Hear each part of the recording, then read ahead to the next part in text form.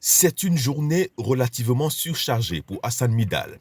Ce matin, il doit confectionner des tables, des poufs et plusieurs objets d'art. C'est devenu son quotidien depuis qu'il s'est lancé dans le recyclage des palettes et d'autres objets usés il y a 4 ans de cela. Dans son atelier, Hassan rassemble tout le nécessaire pour démarrer son travail. J'ai commencé avec les palettes, et ensuite les pneus, et ensuite autre chose après. J'utilise les morceaux de bois. Et maintenant les pneus, j'en fais des poufs et des tables. En général, les tables, c'est les poufs, les gens réclament plus. Mais les tables aussi, comme vous voyez ici, c'est les petites tables à café. Ça peut aussi servir pour plein de choses. Donc, j'utilise les pneus pour faire des poufs et pour faire autre chose. Les pneus, je nettoie d'abord les pneus et je les coupe avec les sky, en fait, un caoutchouc plastique façon. Et ensuite, maintenant, je coupe un contreplaqué pour fermer les pneus et le couvrir avec un tissu du choix, en fait, qu'on choisit, les tissus, en fait, un pagne ou un tissu qui lui donne une couleur comme celui-là ou celui-là, parce que ça, c'est un pagne. Et maintenant, je le couvre en haut. En général, j'utilise aussi la vitre au lieu d'utiliser les plastiques, mais les plastiques et puis ça se casse pas et les gens préfèrent aussi les plastiques en général parce que les vitres, c'est dans une maison où il y a des enfants, ça se casse vite et puis ça blesse. Au fond de son atelier, des tableaux de peinture sont exposés au mur. Des œuvres d'art dont l'autodidacte s'est lancé récemment à concevoir pour davantage exprimer sa passion et son savoir-faire. Je recycle aussi les cartons. Ça, c'est des cartons dans lesquels on amène en général les palettes, des produits pharmaceutiques souvent. Quand ils finissent, maintenant ils jettent. Maintenant, je récupère ces cartons pour en faire des tableaux. Les tableaux, maintenant, bon, c'est tout récemment que j'ai commencé la peinture aussi. J'étais inspiré par des enfants. Et là, je me suis dit, pourquoi jeter les cartons alors qu'ils peuvent être utiles. Donc, je les récupère, j'achète une vingtaine à 2000 francs ou à 3000 francs. Donc, je produis la peinture. Et maintenant, la peinture aussi, j'utilise les pagnes à l'intérieur souvent. Il y a certains motifs que vous voyez, c'est les pagnes qui est dedans. Et maintenant, j'ajoute une touche qui est la mienne. Oui. Et donc là, je vends les tableaux.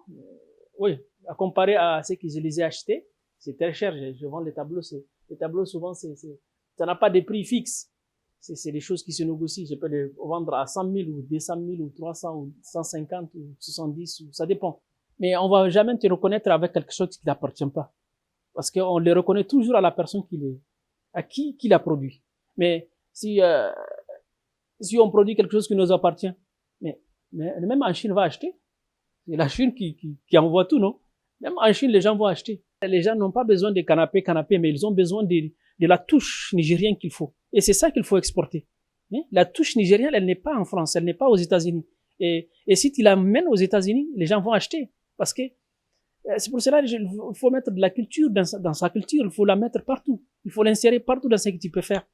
Et si tu ajoutes ta culture, parce que c'est ça qui intéresse les gens, c'est pas la chaise. Et ils produisent des chaises bien que celle-là, mais une chaise spécialement nigérienne, on n'en connaît pas. Donc, si quelqu'un voit, même les Nigériens qui sont à la diaspora, ils vont commander. Après ses études en Libye, notamment en sciences politiques, Hassan a servi au ministère des Affaires étrangères et celui de l'agriculture du Niger avant de tout abandonner pour réaliser son rêve. Et aujourd'hui, les résultats sont probants.